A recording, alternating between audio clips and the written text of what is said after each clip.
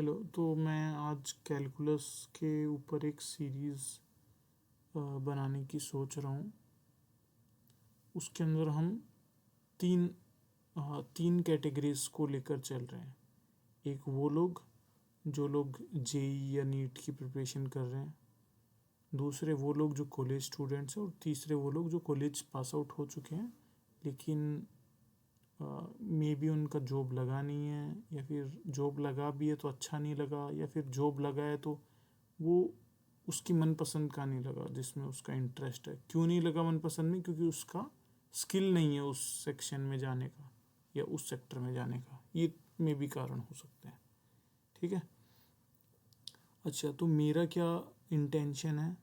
मेरा इंटेंशन रहेगा कि आ, आपको एक ऐसी स्किल प्रोवाइड करूं या ऐसी चीज़ सिखाऊं जो इन तीनों कैटेगरीज के लिए हेल्पफुल है। जेई वालों के लिए भी, कॉलेज वालों के लिए भी, और इसके लिए भी। ऑब्वियसली डिपेंड करेगा सिलेबस पे। हो सकता है जेई वालों के लिए सिलेबस शुरुआती हो, क्योंकि वो 12वीं तक का ही होता है। उसके बाद कॉलेज वालों के लिए कुछ एक्स्ट्रा, जो 12वीं तक का है वो तो है ही, प्लस एक्स्ट्रा। और फिर जॉब वालों के लिए या आफ्टर कॉलेज वालों के लिए थोड़ा सा और एक्स्ट्रा। ठीक है। अच्छा, ये सीखने के बाद आपकी स्किल अपग्रेडेशन तो होगी, जॉब मिलने के चांसेस काफ़ी हाई होंगे। और मैं हाई क्यों, अगर आपने ईमानदारी से किया है ना, सही बताऊँ तो गारंटीड है। कहीं लिख के ले लो। आज 17 फरवरी 2026 है, मैं लिख के दे रहा हूँ। अगर आपने मास्टरी करी इस स्किल पे तो आपको जॉब पक्की है। और जॉब भी फिर वो अच्छी वाली जॉब की बात कर रहा हूँ मैं, ऐसे कोई हल्की फुल्की की बात नहीं कर रहा हूँ। तो आप जॉब ले सकते हो, स्किल अपग्रेडेशन होगी, या फिर खुद का बिजनेस या कुछ इनोवेशन स्टार्टअप टाइप का शुरू कर सकते हो बेस्ड ऑन दैट स्किल। अच्छा, एक चीज़, सिर्फ ये मत सोचना कि मैं कैलकुलस का मतलब डिफरेंशिएशन और इंटीग्रेशन होता है। कैलकुलस बहुत बड़ा सब्जेक्ट है, तो मैं जो इम्पोर्टेंट है उस कैलकुलस में पूरे में, जो एप्लीकेशन पॉइंट ऑफ व्यू से, मैं उस चीज़ को ध्यान में रखूँगा। अच्छा, मान लो कैलकुलस 0 to 100 कुछ चीज़ होती है। मतलब 0 मतलब आपने कैलकुलस का कुछ भी नहीं पढ़ा, 100 मतलब आप सब कुछ पढ़ लिया, कैलकुलस में सब कुछ आता है। तो जेई मतलब हो गया कि आपको इतना सेक्शन आता है, पिंक वाला जो दिख रहा है शुरू में रेडिश टाइप का, इतना ही सेक्शन है 12th तक का। कॉलेज में मान लो आपने थोड़ा और पढ़ लिया इतना, ठीक।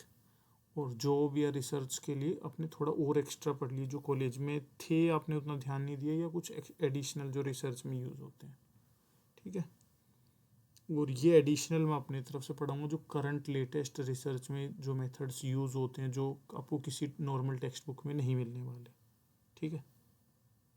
अच्छा, सीक्वेंस क्या रहेगा?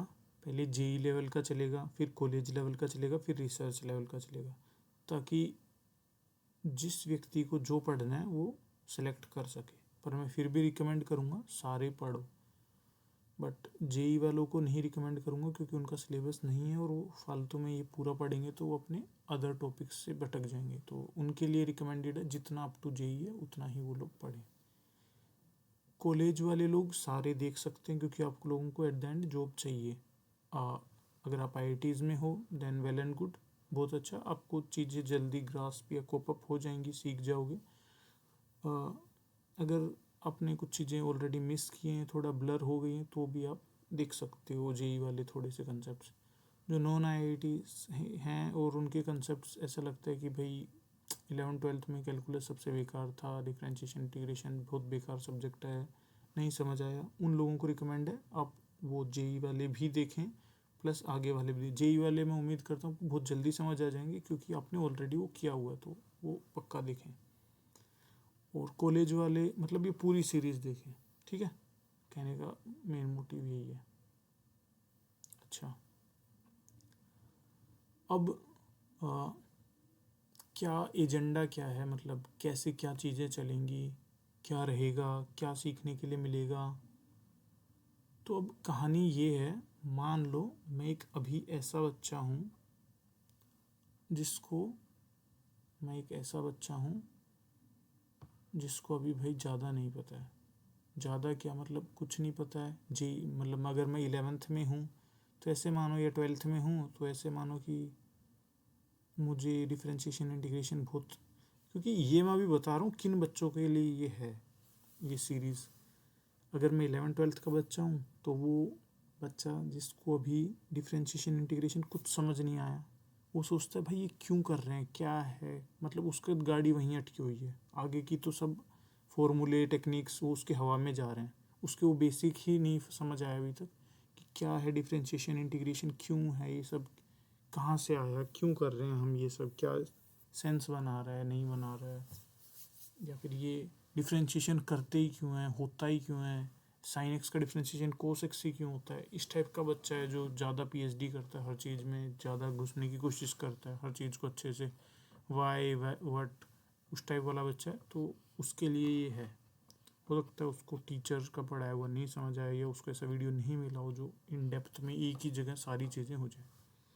अच्छा, कॉलेज वाला बच्चा जो सोच रहा है भाई मेरे को ज़्यादा स्किल्स नहीं आती, या मेरा अभी पता नहीं कॉलेज में भी थोड़ा थोड़ा समझ आता है, मैकेनिकल ले लिया, केमिकल ले लिया, इलेक्ट्रिकल ले लिया, उसमें भी दुनिया भर की डिफरेंशियल इक्वेशंस होती हैं, वो सब उसके दिमाग ख़राब हो जाता है, या हायर ऑर्डर डिफरेंशियल इक्वेशंस चलती हैं, या फिर ऐसी इक्वेशन जैसे फाइनाइट एलिमेंट, वो सब उसका दिमाग वहाँ घूम जाता है।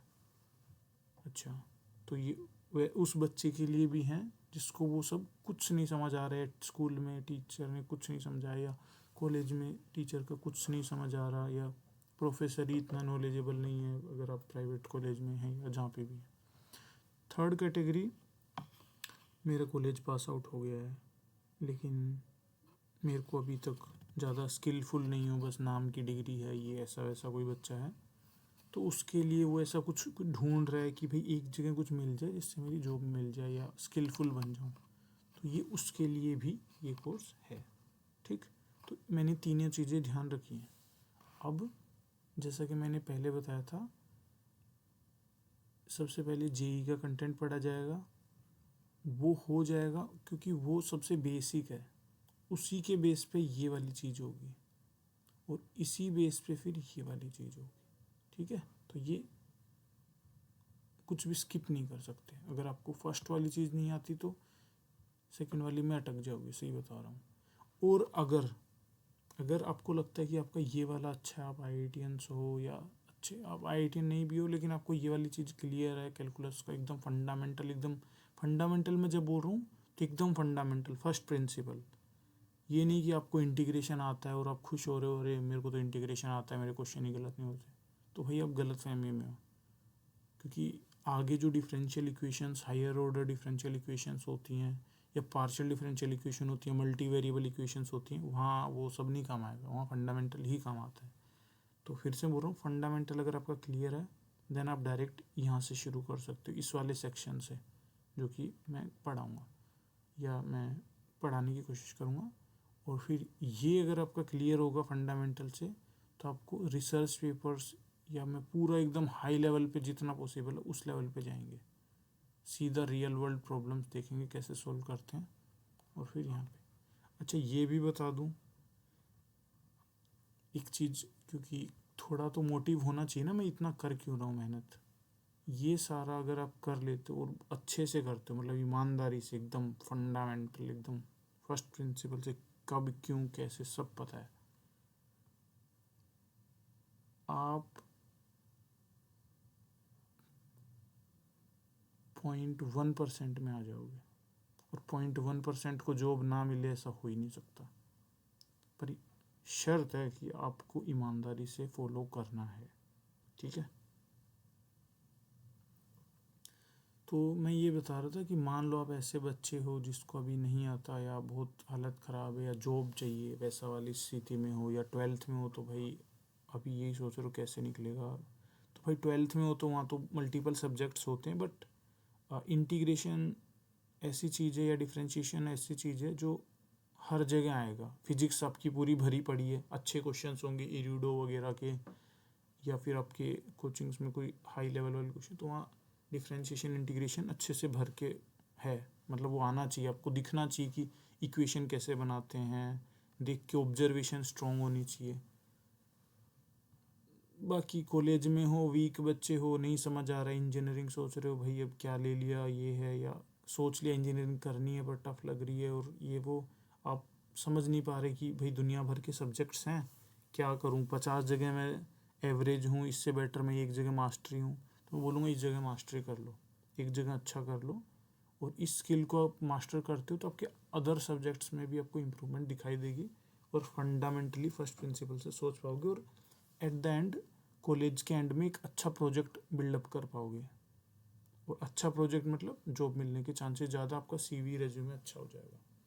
तो उन लोगों को भी टारगेट किया जा रहा है कि आप ये देख सकते हो, और आपको एक जगह ही मिल रही हैं सारी चीज़ें, आपको अलग अलग नहीं भटकना पड़ेगा। इसलिए मैं बोल रहा हूँ मैंने सारी चीज़ें एंड टू एंड कैटर की हैं।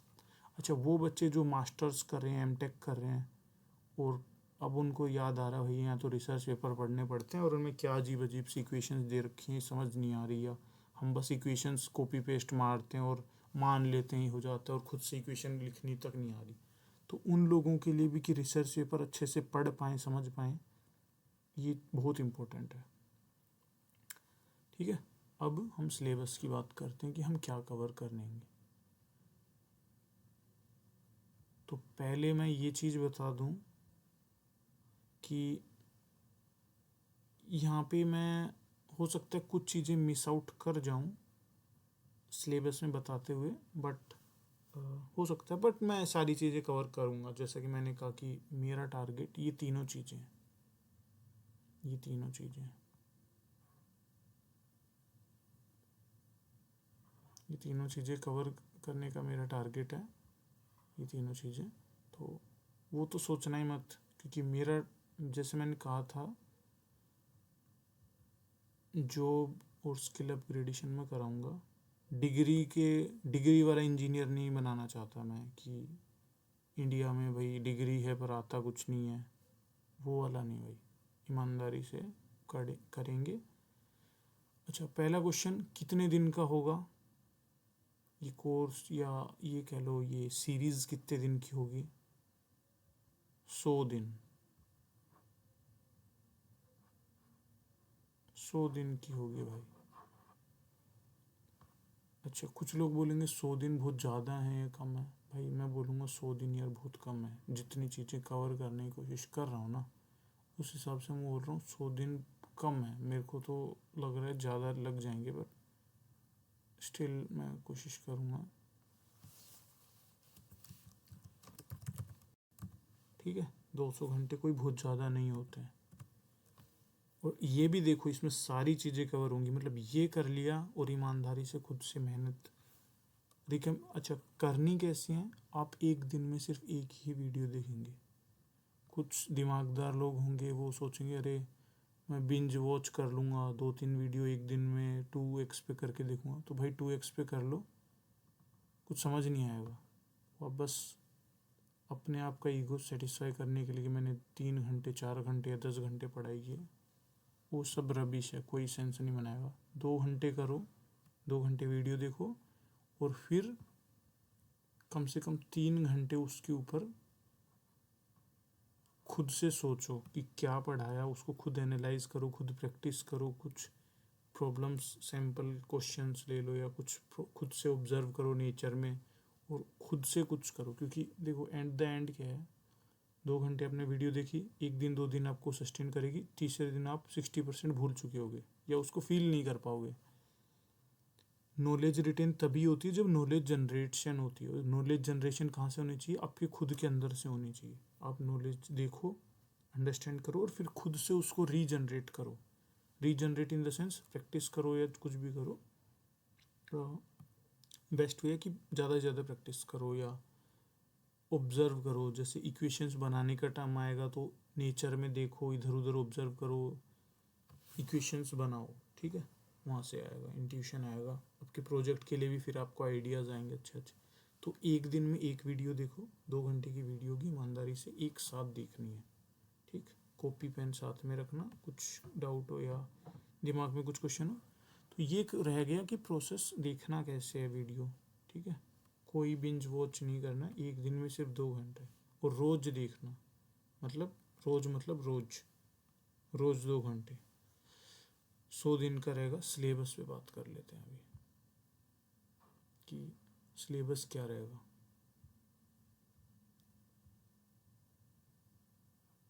चलो सिलेबस की बात करते हैं। तो सिलेबस में पहले रहेगा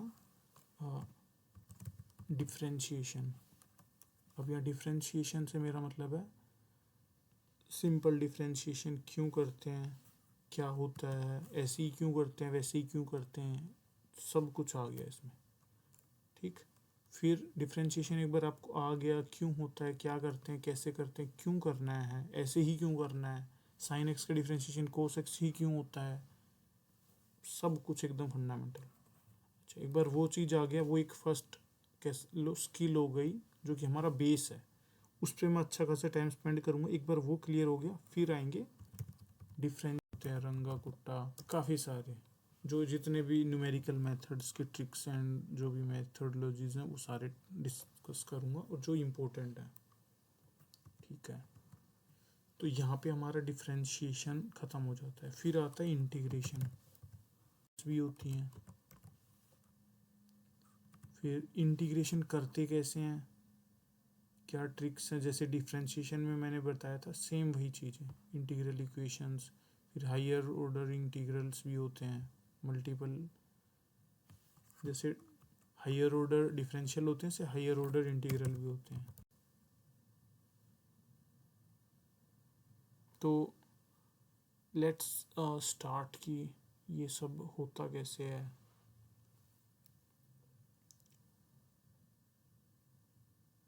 आई थिंक हाँ, तो हमने जैसे कहा कि 100 दिन का रहेगा, और आप मैं एक गूगल फॉर्म भी जनरेट करूँगा जिसमें हम अटेंडेंस ले सकते हैं कि ट्रैक कर पाएंगे कि क्या अपडेट रहा, क्या नहीं रहा, कितने लोगों को समझ आया, नहीं आया, या एक तरह से वो हम ट्रैक कर सकते हैं कि जो कह सकते हैं ना कि कितना इम्प्रूवमेंट हम देख पा रहे हैं लोगों में, वो ट्रैक करने के लिए। अब आपको चाहिए था कि मेरा भाई अच्छा प्रोजेक्ट कैसे बनेगा कॉलेज का, या मुझे जॉब कैसे मिलेगी ये सीखने पे। अब उसका आंसर देते हैं। मान लो मैं एक काफ़ी सिंपल वे में लेके चल रहा हूँ। मान लो आप एक मैकेनिकल इंजीनियर हो, और ये हो गई आपकी, मान लो एक क्यूब मान लेते हैं। ठीक है, ये क्यूब हो गया। यहाँ पे आपका कुछ टेम्परेचर है, ठीक है, टी मान लेते हैं। ठीक है, और ये टी शेप का ये मान लो, ये कुछ यहाँ पे आपने टेम्परेचर दिया। टेम्परेचर वाला सेक्शन थोड़ा येलो कर देता हूँ। ये आपने टेम्परेचर दिया। अब ये टेम्परेचर कैसे फ्लो करेगा, यहाँ पे भी करेगा, वो हीट जाएगी, और फिर ये यहाँ पे भी जाएगी। ठीक है, और मान लो अभी यहाँ पे कोई इसको स्ट्रेच भी कर रहा है साथ में। मान लो ये कोई स्ट्रेच कर रहा है इस डायरेक्शन में, और इस डायरेक्शन में भी, इस डायरेक्शन में ऐसे फोर्स लगा रहा है। तो आपको इसका क्रिटिकल पॉइंट देखना होगा कि कहाँ से ये सबसे जल्दी टूटेगा, क्योंकि टेम्परेचर लग रहा है तो इसके मटेरियल प्रॉपर्टीज़ भी चेंज हो रही होंगी, और स्ट्रेस लग रहा है तो कुछ हो रहा होगा, मतलब हमें एक क्रिटिकल पॉइंट चाहिए। तो इस टाइप का जो प्रॉब्लम होता है वो डायरेक्ट हम सोल्व नहीं कर पाते, इसके कुछ छोटे छोटे हिस्से करते हैं, फिर छोटे छोटे नोड्स के ऊपर इक्वेशंस सॉल्व होती हैं, और फिर हमें वो क्रिटिकल पॉइंट पता चलता है।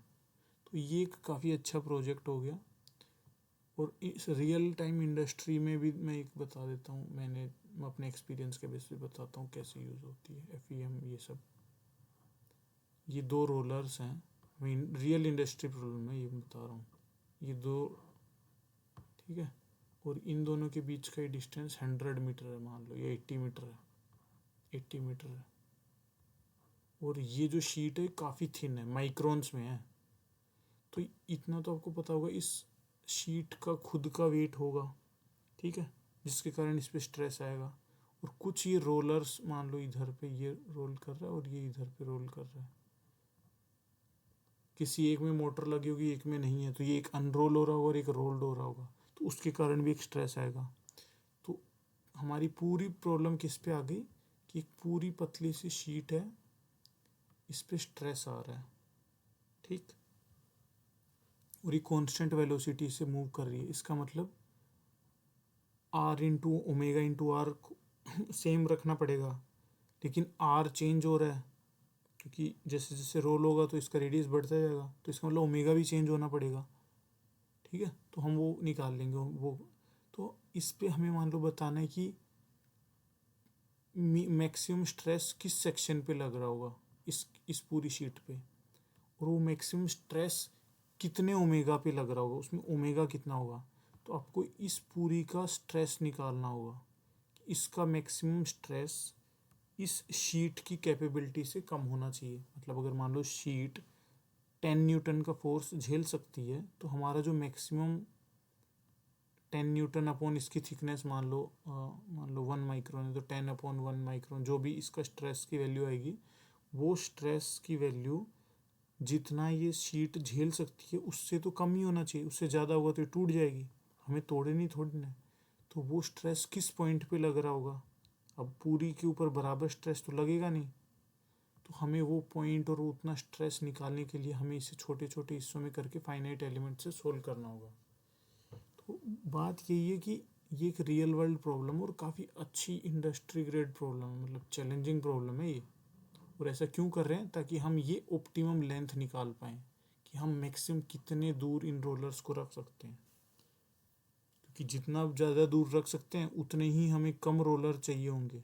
ऐसे समझो, ज़्यादा रोलर नहीं खरीदने पड़ेंगे, या इसका कुछ प्रोसेस होता होगा, मान लो यहाँ ड्राइंग है, ड्राइंग का प्रोसेस है तो हमें उतनी लेंथ जो चाहिए, तो वो सब कुछ हम कोस्ट और इसका साइज़ वगैरह डिसाइड कर पाएंगे, थिकनेस डिसाइड कर पाएंगे। तो ये तो हो गई एक general industrial problem, but question इधर है कि हमें स्ट्रेस निकालना है। स्ट्रेस कैसे निकलेगा, जब हम वो डिफरेंशियल इक्वेशन सॉल्व करेंगे, इसको फाइनाइट एलिमेंट लगाएंगे, उस इक्वेशंस को छोटे छोटे। तो कुल मिला के ये, अगर आपने इस टाइप का भी कुछ प्रॉब्लम स्टेटमेंट किया होगा, प्रोजेक्ट बनाया होगा, तो जिस भी इंडस्ट्री को ऐसी रिक्वायरमेंट है, किस इंडस्ट्री को रिक्वायरमेंट होगी, जैसे कि आप मेडिसिन फार्मा इंडस्ट्री हो गई, या फूड प्रोसेस इंडस्ट्री हो गई, जहाँ पे ये सब काम होते हैं, आपने एक काम किया होगा, बिना देखे वो आपको हायर कर लेंगे, बिना देखे, क्योंकि बहुत रेयर बंदे होंगे जिन्होंने इस टाइप का कुछ काम भी किया होगा। तो कहने का मतलब ये है कि कैलकुलस यूज़ कैसे होगी, एप्लीकेशंस कहाँ कहाँ लगेंगी, वो मैं सब आपको बताऊंगा, बट फंडामेंटल यही है कि आपको वो इक्वेशंस, वो मेथड्स सारे सीखने पड़ेंगे। तो जो कि मैं सिलेबस बता रहा था, ये सब तो देखो जेई में ही आ जाता है, इतना तो जेई में आ गया। ये कुछ मान लो कॉलेज में पढ़ लिया, पर आगे की जो चीज़ें हैं वो कॉलेज में हवा में पढ़ाई जाती हैं, या कुछ में पढ़ाई भी नहीं जाती है। वो डिपेंड करता है वो ऑप्शनल या सब्जेक्ट वो लेते हो कि नहीं एज ए इलेक्टिव, वो सब उस पर डिपेंड करेगा। अगर नहीं लिया इलेक्टिव और बाद में आपके प्रोजेक्ट में रिक्वायरमेंट हुई तो आप फंस जाओगे। तो मेरा ऑब्जेक्टिव ये रहेगा कि ये सब नेसेसरी चीज़ें, तो आप ये सारी चीज़ें कवर करें, और मैं कवर करवाऊँगा। और जैसा कि मैंने कहा था कि मैं लेटेस्ट जो रिसर्च चल रही है इंडस्ट्री में, और या लेटेस्ट एल्गोरिथम या लेटेस्ट मेथड्स यूज़ होते हैं, वो भी मैं इस सीरीज़ में कवर करने की कोशिश करूँगा। होप मैंने सारी चीज़ें जो रिक्वायर्ड थी और एज ए इम्पोर्टेंट थी वो मैंने कवर कर ली हैं। तो हम एक बार जस्ट रिवाइज कर देता हूँ। लिमिट्स हो गया, डिफ्रेंशिएशन पूरा फंडामेंटल, क्यों क्या कैसे सब कुछ, क्योंकि यही बेस बनाएगा आगे की सभी एल्गोरिथम्स के लिए। फिर हायर ऑर्डर क्या होती हैं, क्यों होती हैं, कैसे बनाते हैं, कैसे सोल्व करते हैं पार्शियल डिफरेंशियल इक्वेशंस, और फिर उनके टेक्निक्स सोल्व करने के। सेम इंटीग्रेशन में क्यों होता है, क्या क्यों कब कैसे सब, फिर इंटीग्रल इक्वेशंस और हायर इंटीग्रल ऑर्डर्स, और क्यों बनाते हैं कैसे बनाते हैं वो सब। आई थिंक ये सुनने में बहुत कम लग रहा है, बट इसमें एक सेक्शन भी काफ़ी बड़ा है। ये हर एक सेक्शन को हम पूरा का पूरा एक कोर्स होता है हर एक सेक्शन का। टारगेट रहेगा हमारे 100 दिन, 2 घंटे की एक क्लास, शुरू में मैं बहुत फंडामेंटल एकदम बहुत टाइम स्पेंड करूँगा। मे बी आपको लग सकता है ऐसा क्यों कर रहे हैं, इतना क्यों जल्दी जल्दी करो, बट वो सभी वर्थ इट होगा, बिलीव मी। आगे वो फंडामेंटल ही काम आएंगे। तो शुरू में आपको लग सकता है कि फॉर्मूले रट लो या कर लो, हो तो रहा है ना, सॉल्व क्वेश्चन बन रहे हैं, बट वो मेन एजेंडा नहीं है। क्योंकि आपके फॉर्मूले इस टाइप के प्रॉब्लम स्टेटमेंट में धरे रह जाएंगे। लगा लो अब साइन एक्स का कोस एक्स, क्या कर लोगे इसमें, कुछ नहीं होगा। तो मेरा एजेंडा रहेगा मतलब फंडामेंटली या फर्स्ट प्रिंसिपल से चीज़ें खुद से सोल्व कर पाओ, खुद से इन्वेंट कर पाओ। मैं बस एक रास्ता दिखा दूँ, एक मेथड बता दूँ। तो ये सब हम करेंगे। ये सब करने के बाद आप मैं कहूँगा कि 100 दिन का है ना, तो 100 दिन मैं एग्जैक्ट नहीं बोल रहा, 100 दिन से देखो ज़्यादा भी हो सकता है। तो 100 दिन में अगर आप पहुँच जाओगे ना, मैं बोलूँगा आप खुद से कॉन्शियस हो जाओगे कि चीज़ें कैसे वर्क करती हैं, कैसे चीज़ें वर्क करनी चाहिए और कैसे इम्प्लीमेंट होंगी, वो आप खुद से करने लग जाओगे। तो मैं कोशिश करूँगा आप सारे वीडियोस देखो, सारे के सारे सीरीज़ के सारे लेक्चर्स फॉलो करो। और मैं लेटेस्ट जो स्टेट ऑफ द आर्ट जो चल रहा है इंडस्ट्री में, जो रिसर्च में, जो आपकी बुक्स में भी नहीं है अभी आज के दिन, वो सारी चीज़ें लेके आऊँगा जो कि रिलेवेंट हैं और ज़रूरी है। तो स्टे ट्यून। तो डे 100 का हुआ। ऑब्वियसली ये ज़्यादा भी जा सकता है, मैं श्योर नहीं हूँ, 100 से ज़्यादा ही जाएगा, कम तो नहीं होगा, क्योंकि काफ़ी कुछ है। ओके देन कुछ भी अगर रह गया हो या कुछ डाउट हो या कुछ अदर रिक्वायरमेंट हो या मैंने कुछ कंसेप्ट मिस कर दिए हो जो यहाँ पे होने चाहिए थे कैलकुलस में, तो फील फ्री टू लाइक बताना कि क्या रह गया, क्या इंक्लूड कराना है। But I think 100 days are more than enough to cover all these topics और to cover all the like important part जो भी कैलकुलस का है। ठीक है, बाय।